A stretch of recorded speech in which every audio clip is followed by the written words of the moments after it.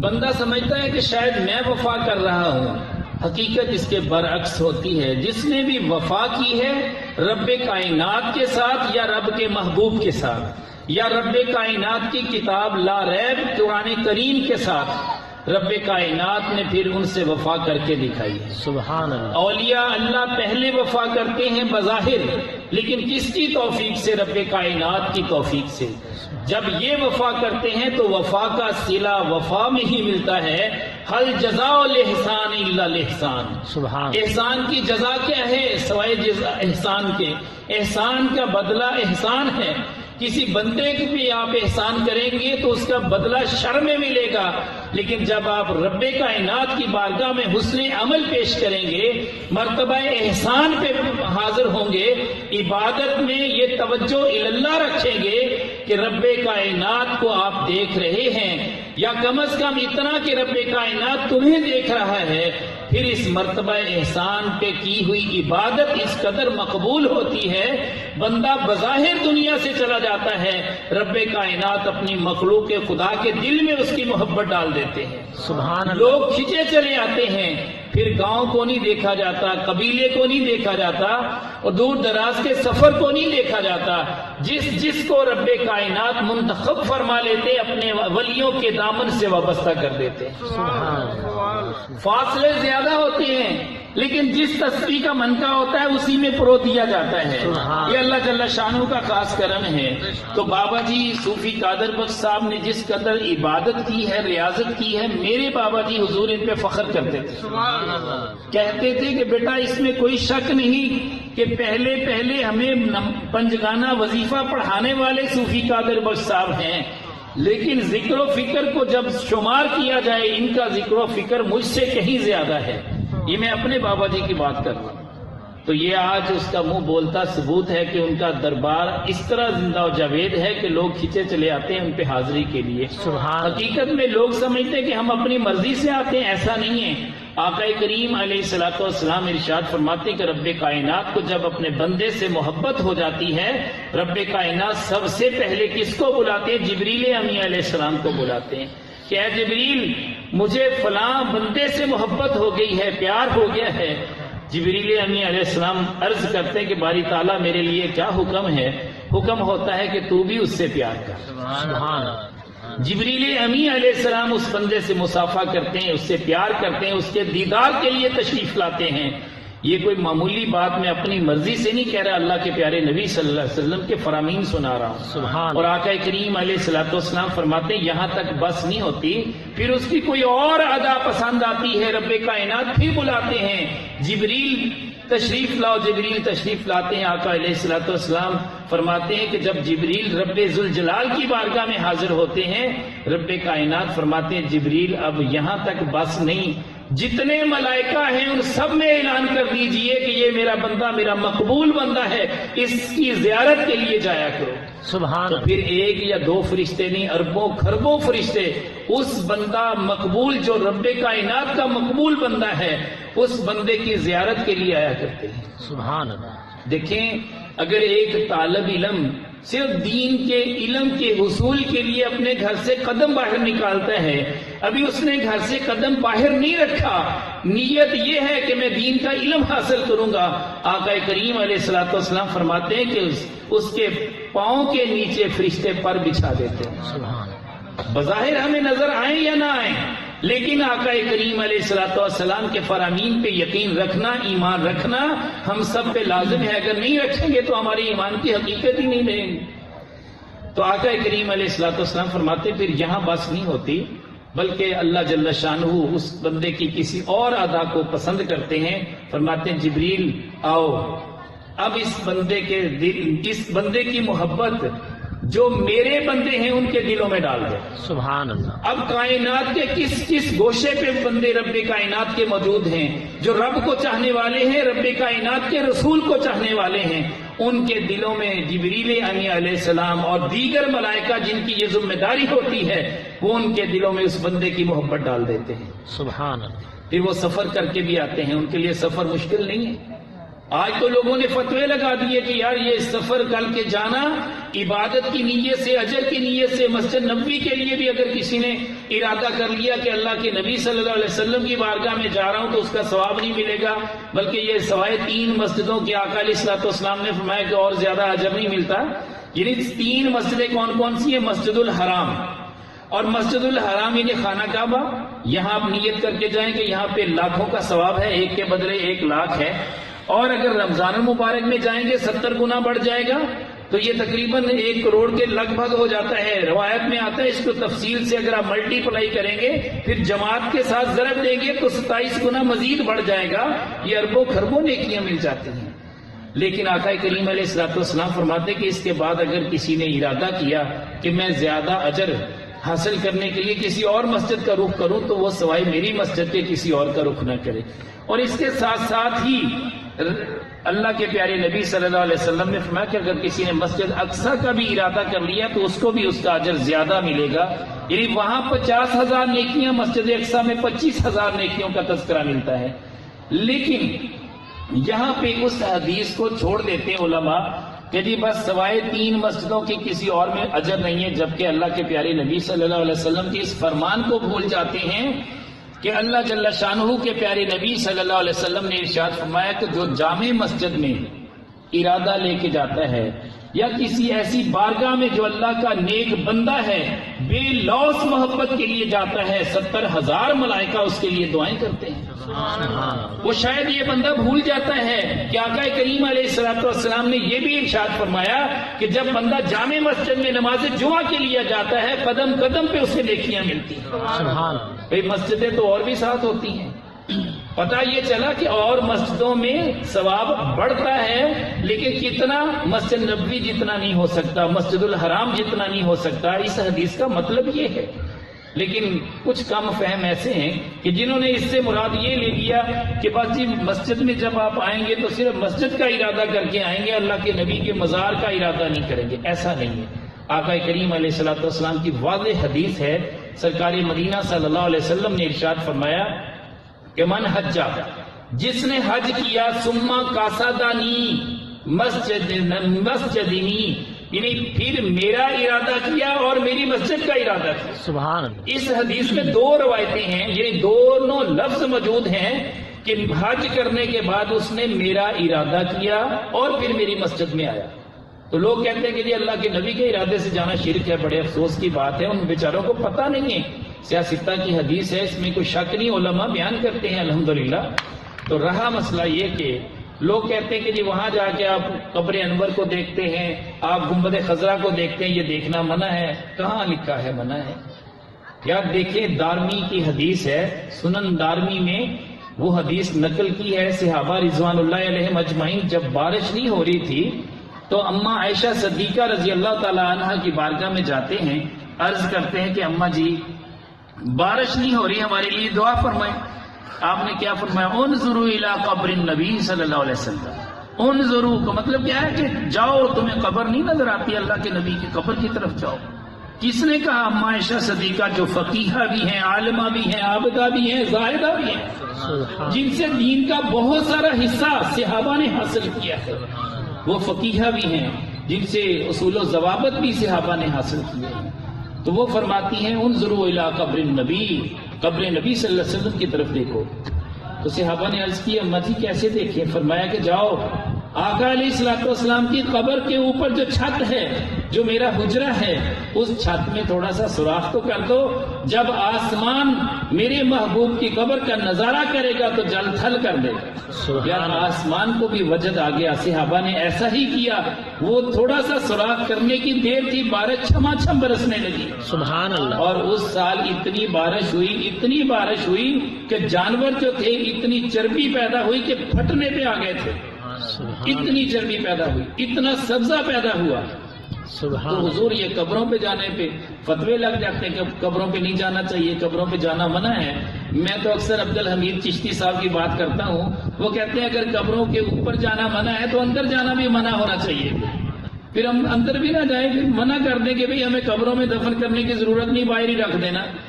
اللہ کے پیارے نبی صلی اللہ علیہ وسلم نے ارشاد فرمایا کہ میں تمہیں پہلے قبر کی زیارت سے منع کرتا تھا، یہ مطلقاً حدیث ہے، اس میں کسی مرد عورت کی تخصیص نہیں ہے. علماء بیان کر دیتے ہیں، لیکن میں عرض کر رہا ہوں میں بھی علماء کی ہی بات کر رہا ہوں. میں نے بھی علماء سے ہی سنا ہے، مستند علماء کی بات کر رہا ہوں.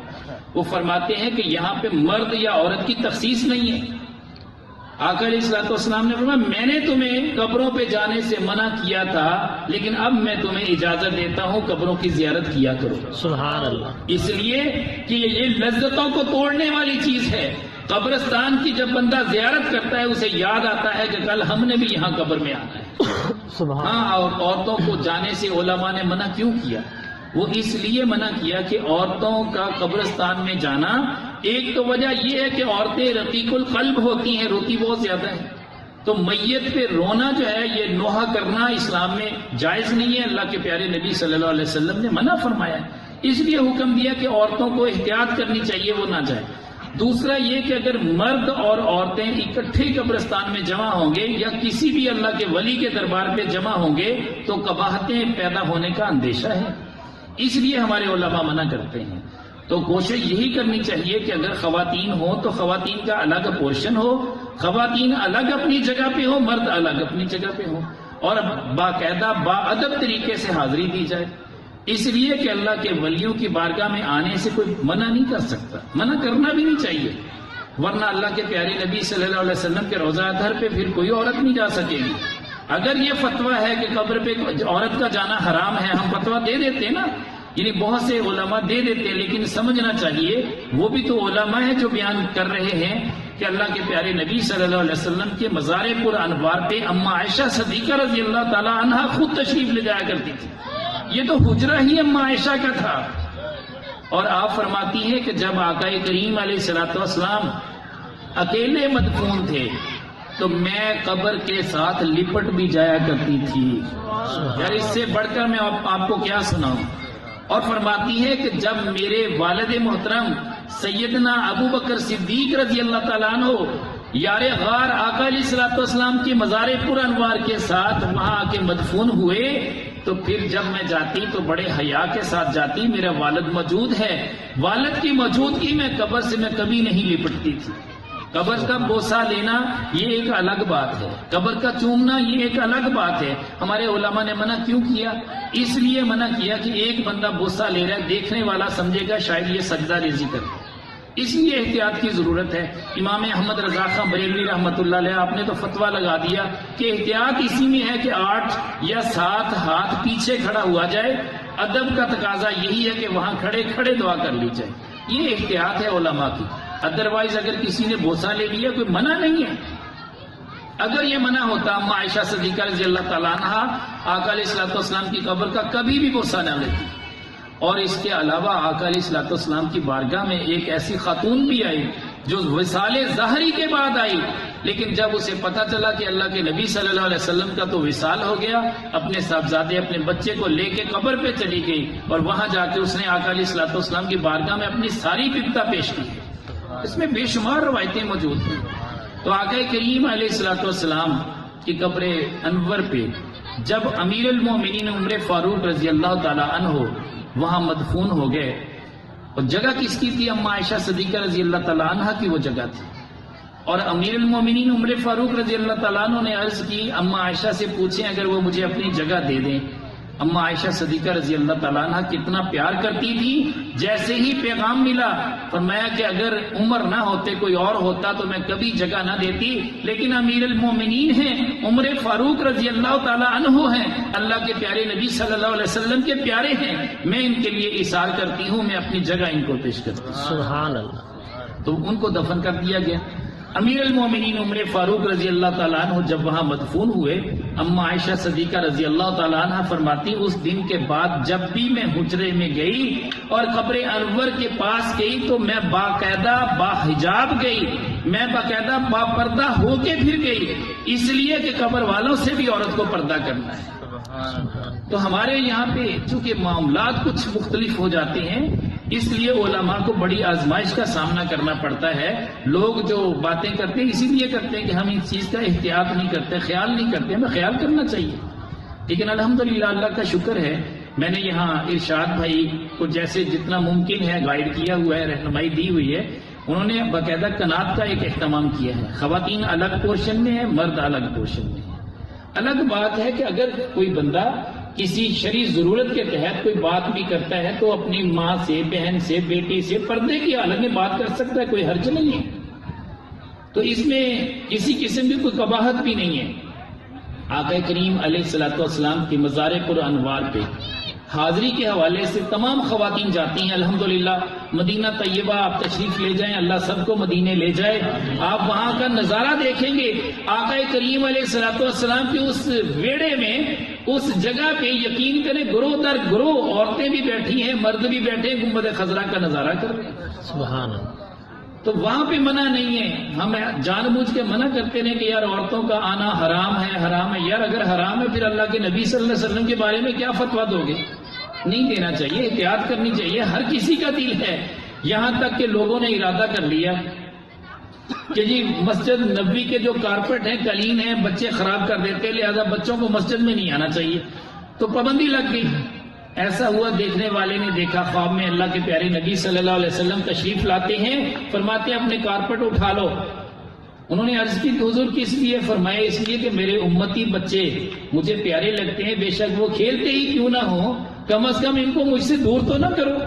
جب میرے پاس بیٹھتے ہیں، کھیلتے ہیں، مجھے اچھے لگتے ہیں، میرے امتی ہیں. آقا کریم علیہ الصلوۃ والسلام تو اتنا بچوں سے بھی پیار کرتے تھے، یہ جائے کہ ہم دور کر دیں؟ ایسا نہیں ہے. ہاں با پردہ حالت میں جائیں کہ داتا علی حجویری کی بارگاہ میں آپ جائیں، دیکھیں وہاں خواتین کا الگ پورشن ہے، مردوں کا الگ پورشن ہے. اس میں کوئی قباحت نہیں ہے، جائز ہے. ہاں ٹھیک ہے، علماء جس جگہ پہ فرماتے ہیں کہ عورت کا جانا حرام ہے اس کی ایک وجہ ہے، اس کا ایک پس منظر ہے کہ آپ کسی بھی قبرستان میں اختلاط کر دیں گے مردوں اور عورتوں کا، وہاں پہ قباحتیں چونکہ زیادہ پیدا ہونے کا اندیشہ ہوتا ہے، اس لیے منع کیا جاتا ہے. تو بہرحال یہ ساتھ ساتھ یہ مسائل سیکھا کریں، اس سے سیکھنے میں آپ کو بڑا فائدہ پہنچے گا. اللہ کے پیارے نبی صلی اللہ علیہ وسلم نے فرمایا کہ اے امیر المومنین علی، اے عمر فاروق رضی اللہ تعالیٰ عنہ، یہ امارت کی خوشخبریاں بھی سرکار نے پہلے دے دی تھی. میں آپ کو بتا دوں چونکہ بات تو ہو ہی گئی، اب امیر المومنین میں نے کہہ تو دیا، کیسے کہا اس کی بھی ایک وجہ ہے. آقا کریم علیہ الصلوۃ والسلام مسجد قباء کے پاس ایک باغ ہے، وہاں تشریف فرما تھے. ایک صحابی آقا علیہ الصلوۃ والسلام کے پاس تشریف فرما تھے.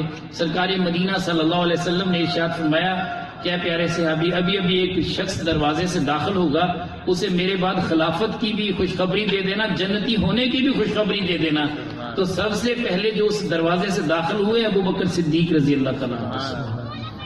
اور تھوڑی دیر کے بعد آپ تشریف فرما ہوئے، فرمایا کہ اے پیارے صحابی ابھی اٹھو، ابھی ایک شخص دروازے کے اندر داخل ہونے والا ہے وہ دروازے سے باہر، اللہ کے نبی یہاں بیٹھے دیکھ رہے ہیں اور فرما رہے ہیں کہ ابھی جو داخل ہوگا وہ اس ابو بکر کے بعد خلیفہ بنے گا، امیر المومنین بنے گا، اسے بھی جنت کی خوشخبری دینا.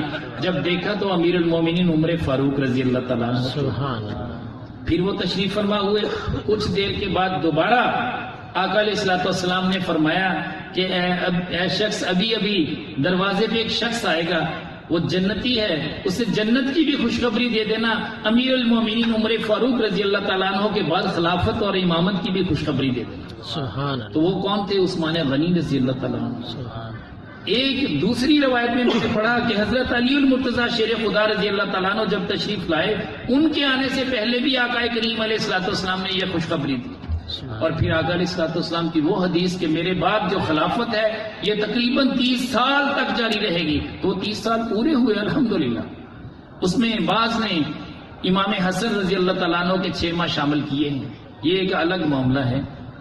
تو میں بہرحال جو بات کرنا چاہ رہا تھا وہ کچھ اور تھی، چونکہ یہ امیر المومنین کا لفظ منہ سے نکلا، پھر میں نے سوچا بس وضاحت کر دوں کہ جی اللہ کے نبی صلی اللہ علیہ وسلم نے تو کہا نہیں تھا کہ یہ امیر المومنین ہے، کہا تھا، اس میں کوئی شک نہیں ہے. اللہ کے پیارے نبی صلی اللہ علیہ وسلم کو اگر اس بات کا علم نہیں تو پھر اور کس کو ہونا تھا؟ سرکار مدینہ صلی اللہ علیہ وسلم نے وقتاً فوقتاً اپنے صحابہ کی خلافت کا بھی اعلان کر دیا تھا، ترتیب کا بھی اعلان کر دیا تھا. آج الگ بات ہے کوئی شور مچاتا رہے کہ علی کا پہلا نمبر پہلا ابو بکر صدیق رضی اللہ تعالیٰ عنہ کا ہی ہے، اس میں کوئی شک نہیں. اہل بیت میں حضرت مولا علی شیر خدا رضی اللہ تعالیٰ عنہ کو جو مقام حاصل ہے وہ ابو بکر صدیق کو بھی حاصل نہیں ہے، اس میں کوئی شک نہیں ہے. اس لیے کہ اہل بیت میں حضرت علی کا جو شمار ہے وہ ایک بلند مرتبہ ہے. تو بہرحال وہ پنجتن پاک کے حوالے سے جو ان کو فخر ملا، ان کو شرف ملا، وہ ابوبکر صدیق رضی اللہ تعالیٰ عنہ اس شرف سے محروم ہے، اس میں کوئی شک نہیں ہے۔ یہ چیدہ معاملات الگ الگ ترتیب پائے۔ تو میں جو بات کرنا چاہ رہا تھا وہ یہ تھی کہ آقا کریم علیہ الصلوۃ والسلام تشریف فرما ہیں اور بات چل نکلی کہ منکر نکیر قبر میں آئیں گے اور اتنی ڈرونی شکل لے کے آئیں گے کہ دیکھنے والا دہل جائے گا، یہاں تک کہ ان کی آنکھوں سے آگ کے شرارے نکل رہے ہوں گے اور ان کے دانت اتنے لمبے ہوں گے، دانتوں کے ذریعے زمین کو پھاڑتے ہوئے باہر نکلیں گے۔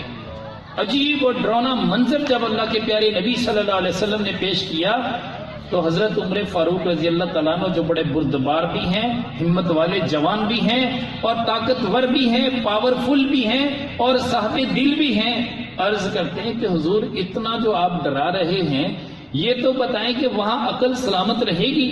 آقا کریم علیہ الصلوۃ والسلام نے فرمایا کہ امیر المومنین عمر فاروق رضی اللہ تعالیٰ عنہ ہو، اس وقت سرکار نے امیر المومنین کا لفظ نہیں فرمایا تھا، یہ میں اپنے طور پہ کہہ رہا ہوں۔ آقا کریم علیہ الصلوۃ والسلام نے فرمایا اے عمر، اس وقت عقل سلامت رہے گی، بندہ ہوش و حواس میں ہوگا، بشرطے کہ بندہ مومن ہو، اس کو ہوش ہوگی۔ اور اگر کوئی بندہ کافر ہوگا تو وہ کہے گا ہے ہاتا لا ادری، میں کچھ نہیں جانتا۔ لیکن بندہ مومن کو اتنی عقل نصیب ہوگی، اتنی اسے دنیا میں بھی عقل نہیں ملی ہوگی جتنی قبر میں عقل ہوگی۔ تو امیر المومنین عرض کرتے ہیں کہ یا رسول اللہ صلی اللہ علیہ وسلم، اگر وہ اتنے ڈرانے ہیں، پریشان کرنے والے ہیں، میں ان کے سامنے صاحب عقل ہو کے بھی گھبرا جاؤں گا؟ مجھے اللہ نے اتنی بہادری دی ہے، طاقت دی ہے، میں اتنے کفار کا مقابلہ کرنے والا ہوں، کیا میں بھی وہاں جا کے دہل جاؤں گا؟ آقا کریم علیہ الصلوۃ والسلام فرماتے ہیں عمر، ہم تمہیں بتا ہی دیتے ہیں کہ تم قبر میں کیسے ان کے ساتھ سلوک کرو گے۔ آپ فرماتے ہیں حضور کیسے؟ آقا کریم علیہ الصلوۃ والسلام فرماتے ہیں کہ اے عمر، جب قبر میں تم سے سوال و جواب ہونے کے لیے منکر نکیر آئیں گے تو پھر منکر نکیر جب کہیں گے من ربو کا، تو تم سب سے پہلے اسے کہو گے اللہ ربی، اللہ میرا رب ہے۔ فما ربکما، تمہارا رب کون ہے؟ فرشتے ایک بات تو حیران رہیں گے کہ ایسا جواب تو کسی نے بھی آج تک نہیں دیا۔ ہر شخص تو اللہ ربی کہنے کے لیے ہی بڑی ہمت کرتا ہے، لیکن یہ کیسی ہستی ہے کہ جنہوں نے آگے سے جواب دیا فما ربکما، تمہارا رب کون ہے؟ تو پھر وہ عرض کریں گے ما دینوں کا، آپ کہو گے کہ دین یا الاسلام، میرا دین اسلام ہے۔ تو ساتھ ہی کو فما دینوں کو، تمہارا دین کون سا ہے؟ تو وہ پریشان ہو جائیں گے کہ یہ عجیب بات ہے کہ ہم سے بھی دین پوچھا جا رہا ہے، ایسا بھی کوئی پوچھنے والا ہے؟ آقا علیہ الصلوۃ والسلام فرماتے ہیں یہاں بس نہیں ہوگی، بلکہ جب وہ آپ سے اجازت لے کے واپس جانا چاہیں گے آپ ان کے ہاتھ پکڑ لیں گے کہ ٹھہرو، ادھر آؤ، میری بات سنو۔ یہ اتنی ڈرونی شکلیں بنا کے لے کے آتے ہو، یہ سب کے لیے ایسا بن کے کیوں آتے ہو؟ مسلمانوں کے لیے بھی ایسی شکلیں اور کافروں کے لیے بھی ایسی شکلیں، جب تمہیں پتہ ہے، یقین کامل ہے کہ یہ بندہ مومن ہے، ہم بندہ مومن کی قبر میں جا رہے ہیں، تو پھر اتنا ڈرانے کی بات کیا ہے؟ تو وہ خاموش ہوں گے کہ اللہ کا حکم ہے اس لیے۔ تو امیر المومنین رضی اللہ تعالیٰ عنہ فرماتے ہیں کہ آج کے بعد میری اس نصیحت کو یاد رکھنا کہ آج کے بعد بندہ مومن کی قبر میں جب آنا ہے تو اس کے لیے مجدے شفاعت کے لے کے آنے ہیں، نہ کہ انہیں ڈرانا ہے۔ آقا کریم علیہ الصلوۃ والسلام فرماتے ہیں کہ جب آپ یہ کہو گے تو فرشتے وہ منکر نکیر آپ سے وعدہ کریں گے۔ یہ کون کہہ رہا ہے؟ اللہ کے نبی صلی اللہ علیہ وسلم کہہ رہے ہیں۔ میں ایک حدیث کا یعنی اس تفسیر کا حوالہ نہیں دے سکتا، لیکن عالم دین کا حوالہ دے سکتا ہوں۔ سید محفوظ الحق شاہ صاحب بورے والا میں موجود ہے، ان کے برادر مکرم نے یہ واقعہ بیان کیا، عالم دین ہے، کوئی مطلب غیر مسند عالم دین کی بات نہیں میں کر رہا۔ آپ فرماتے ہیں کہ پھر یہ ہوا کہ جب امیر المومنین عمر فاروق رضی اللہ تعالیٰ عنہ شہید ہو گئے، آپ کو وہاں پہ دفن کر دیا گیا، سارے صحابہ باہر تشریف لے آئے، مولا علی شیر خدا رضی اللہ تعالیٰ عنہ اکیلے قبر پہ تشریف فرما ہے اور مراقبے کی حالت میں ہیں، آنکھیں بند ہیں، کچھ دیکھ رہے ہیں، سارے صحابہ باہر کھڑے ہیں، چونکہ حجرہ بہت چھوٹا سا حجرہ ہے، اتنا زیادہ نہیں کہ اس میں بہت زیادہ لوگ اکٹھے ہو سکیں۔ آپ کو پتا ہے کہ آقا کریم علیہ الصلوۃ والسلام کا جنازہ کسی صحابی کی جرت نہیں ہوئی پڑھانے کی، لیکن آج بھی لوگ کہتے ہیں کہ جی 24 لوگوں نے جنازہ پڑھا تھا، بس وہی صحابہ، باقی سارے ختم ہو گئے، نعوذ باللہ من ذالک۔ حالانکہ ایسا نہیں تھا، 10 کی ٹولیاں جاتی تھی، سارے کے سارے ہاتھ باندھ کے الصلاۃ والسلام علیکہ یا رسول اللہ پڑھتے تھے۔ الگ بات ہے کہ آج پڑھنے کا انکار کر رہے ہیں، لیکن کچھ ایسے بھی یہ کہتے ہیں وہاں جا کے پڑھ لیا کریں، یہاں نہیں آپ پڑھ سکتے، یہ ایک الگ مسئلہ ہے۔ تو بہرحال امیر المومنین حضرت علی المرتضیٰ شیر خدا رضی اللہ تعالیٰ عنہ وہاں مراقبے کی حالت میں بیٹھے ہیں اور قبر پہ توجہ ہے، اندر دیکھ رہے ہیں کہ کیا ہو رہا ہے۔ یار لوگ تو کہتے ہیں اندر کی بات کوئی بتا نہیں سکتا، میں کہتا ہوں میرے نبی نے تو بارہا بتایا، اور میرے نبی کے صدقے میں صحابہ نے بارہا بتایا۔ مولا علی شیر خدا رضی اللہ تعالیٰ عنہ آپ فرماتے ہیں جب وہ توجہ کے ساتھ بیٹھے ہیں اچانک آپ مسکراتے ہیں۔